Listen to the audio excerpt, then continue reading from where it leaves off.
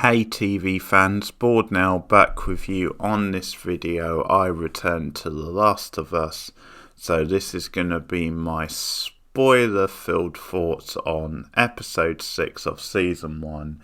It is called Kin, full spoilers from the start of this review, and this is another very satisfying episode. Really solid stuff all the way through. It really has a nice sort of ebb and flow to it, this one, because you get different sections of it. We start in the fallout from what happened to Sam and Henry at the end of the last episode. That was just absolutely devastating. But we sort of jump forward a little bit as well, as we see Ellie and Joel on their way to try and find Tommy. That's where they're heading in this episode, but to do so they have to go through Native American territory, and it's implied then there's certain laws against trespassing on Native American grounds, and that might lead to them having some problems. There's also just like hints at some of like the rituals and beliefs of like Native American culture, because when they stop off in this cabin and they're kind of like holding this couple up, this family up, so that they can use the cabin just to rest and that stuff, then it's implied by the man of the house then there's bad spirits around, then there's like a deadly, he calls it like the river of death, which they have to go past to like get to where they're going. But so just talking about that opening scene, because one of the things this show has always done well is that it has like subtly sprinkled like bits of humour in, just to lighten the load a little bit, and it definitely hasn't taken me out of the drama at any point, because it's always felt consistent with the characters. But just one example in that opening bit in the cabin is when like the father of the house arrives home, and like it turns out that even though like Ellie and Joel have, you know, they've got guns and stuff, so they're like holding the mother up, she's actually been like making them soup, I think, and the father's reaction to that, like her husband, is like really funny. But you get these warnings, and then when they go on their way, this part of the episode is really standout just from a directing point of view, just once again opening up the landscape of this TV show. You've got this big like snowy mountains wide open in this, you know, western style setting, and once again just a lot of great dialogue back and forth between Ellie and between Joel.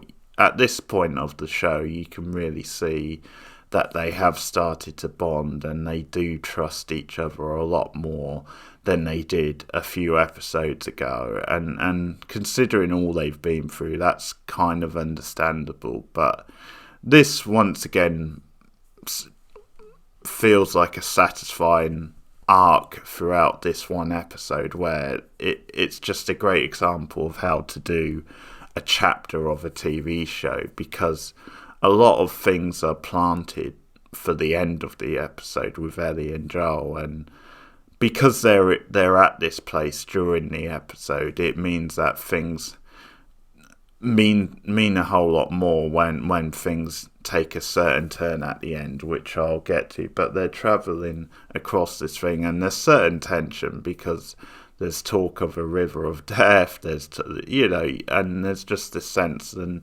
something could pop out at any moment, and you just get this sense of like a Trek type thing, them against the elements, trying to get to where they're going, trying to find Tommy, and there's drama also, suspense over, is Tommy even gonna still be alive when they get there, or will he be there at all? So there's just so much riding on this, and this has been building for a number of episodes.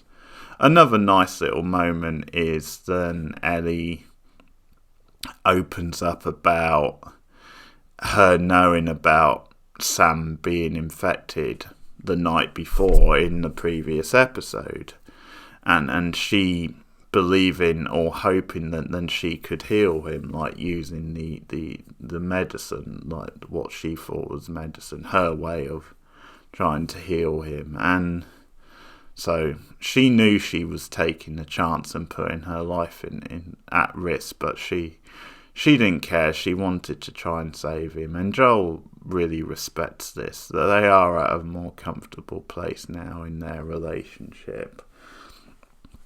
So they get to a crucial point, and they're suddenly held up by this group of this group on horseback who hold them up. And boy, what a tense moment it is when they've got like a sniffer dog who they use to like sniff them to try and just determine whether either of them are infected, because that's the idea. Then the dog can sense and smell whether they're infected or not. So it smells Joel, and there's nothing, but you get this really great tense moment when it goes up to Ellie, starts smelling her, and she of course has been infected, but it appears as though there's no fallout from that, where it appears as though she's okay, and that's because of her special healing powers and stuff. Because there's also talk in this episode between Joel and Ellie about the idea of a vaccine, and Ellie saying, "Do you really believe there is a vaccine out there?" And Joel says he does, and it's sold so well in the moment you believe him that then he really believes that. So that's good stuff as well, because just reminding you of that and bringing that up, it's like something tangible you can hold on to and really get invested in. And once again, it builds stakes a little bit. But yeah, this one moment and the way it's directed is so tense, because Joel is a little uncertain what's going to happen, because technically she has been infected, but I guess she's probably recovered since. He can't be 100% sure though, so the way it's done, where the sound is like muted and it takes a dramatic pause with the dog going up to Ellie, and they just handle it perfectly, because you cut back to Joel, you don't see the next bit with Ellie, and he just literally pauses, and it's one of these tense situations because they're outnumbered. So even if Joel tries to save Ellie, chances are he's probably going to be shot dead. But then in the next beat, it suddenly cuts to Ellie, and she's playing with the dog, which is so Ellie. It's like the dog is warm to her. So, and the leader of the group is like, okay, you just bought yourself like 10 more minutes. And then it's revealed then, because in the next instance, it's this character of Maria who we're introduced to in this episode, who's in charge of this town. It turns out they've like created this whole new town, and there's a clever line from her when they're discussing this later, because it turns out she knows Tommy, and not only does she know Tommy, but she's married to him. They've settled down and they run this town together. So once again, the way this all plays out is very clever, because Maria shows up and she's the one who kind of talks to them and saves them from any further like potential threat, and just because it's when they mention Tommy, she realizes who they are. And that's when she takes them to see Tommy, and they go to the town, and we see them taken in by this town and them starting to look around. But Maria, I believe, and someone can correct me on this, but it certainly looks a lot like her. I think is the one out of True Blood from years ago, like the one who played Suki's friend, or one of Suki's friends. I forget the character's name, but I definitely remember the actress from that, if it is the same one. And she's very good. I remember her being good in True Blood, and once again she's very good in this. And it's another gem of a character. Like, this show does like one-shot characters very nicely. Like, even though Maria's only in this episode, as far as we know, like, she could still come back later, but it does feel like we've seen, like, it's a one-shot character. But once again, even though she only makes a one-off appearance, it just feels like you get a fully rounded character, like a good sense of her character in this episode, and the actress does a good job, and a fascinating character once again to watch. And just the drama between like these four characters, the dynamics is very good, because obviously Joel starts finding things out about his brother. Like, he's shocked that Tommy has settled down, because it's been years since he's heard from him, and Tommy makes some good points, because he's very honest with Joel and says, hey, I didn't know if you were dead or alive, and it's been years, I've got to get on with my life, I can't really hold on to the past forever. And there's a lot of sympathy there with Tommy in what he's saying.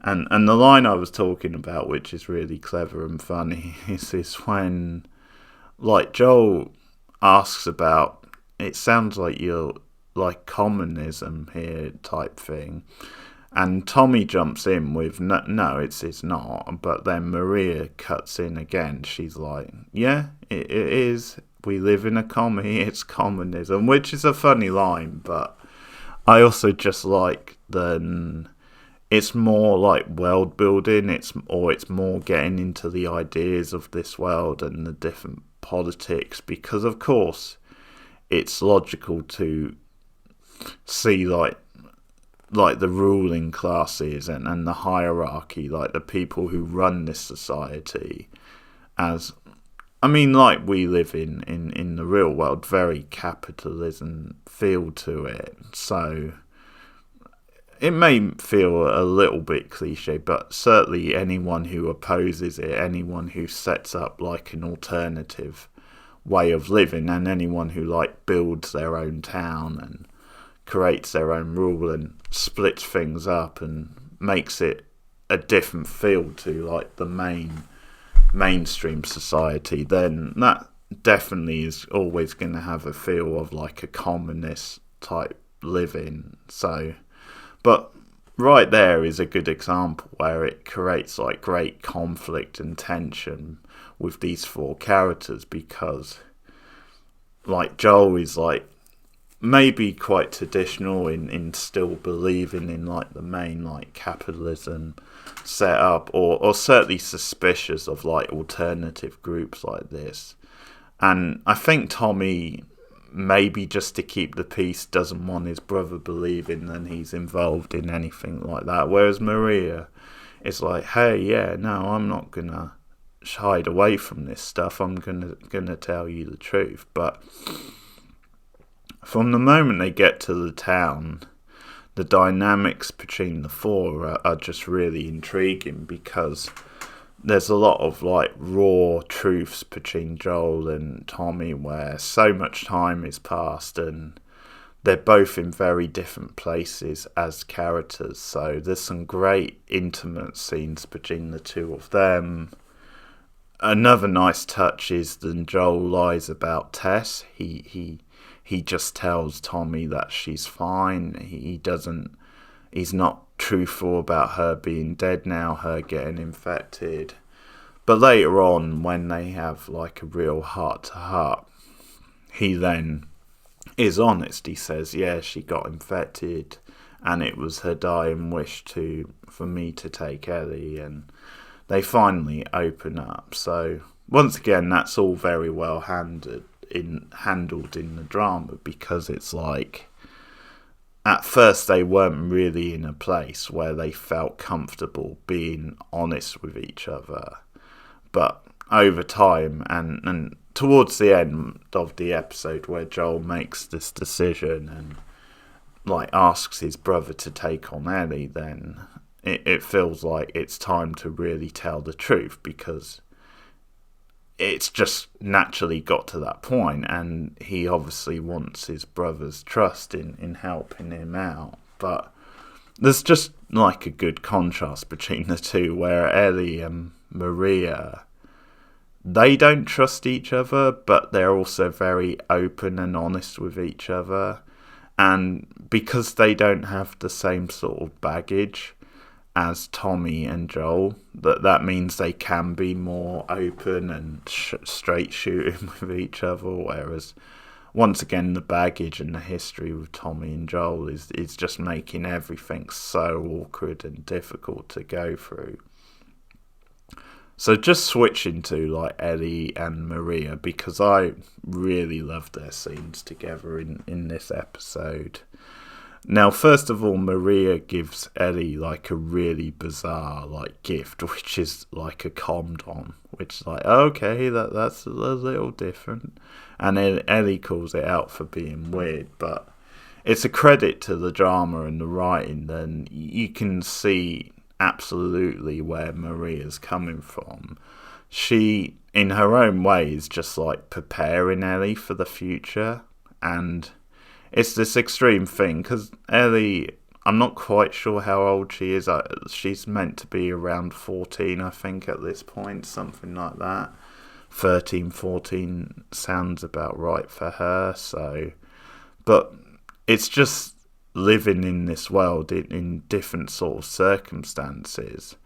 It's like the idea of protection for a young girl, like sexually, is even more important, you feel.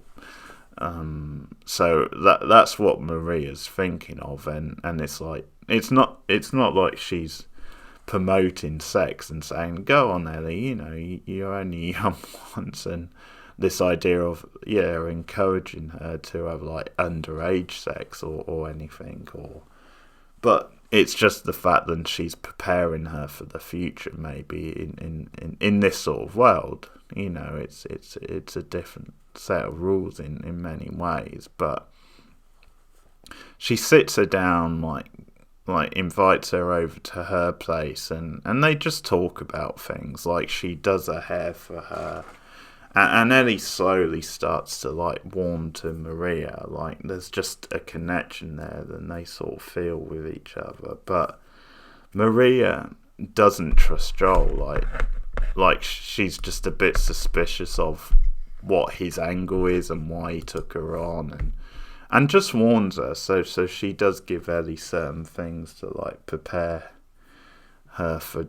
I think she might give her a weapon at some point. But anyway, she doesn't trust Joel and warns Ellie just to watch him. And this is why like the dynamic again works well. Because on the other side, like, Joel doesn't trust Maria and is maybe a bit jealous of his brother settling down and things, especially since Joel lost Tess and obviously has lost Sarah. Ellie ends up finding out about Sarah, and like had these moments where he's been out of breath and it seems like he's on the verge of collapsing. So it's set up that then his health is like deteriorating, or he's just getting very fatigued, and this all builds up throughout the episode and adds to his state of mind and him probably believing then it's in Ellie's best interest if he doesn't take her any further, if like she goes with Tommy.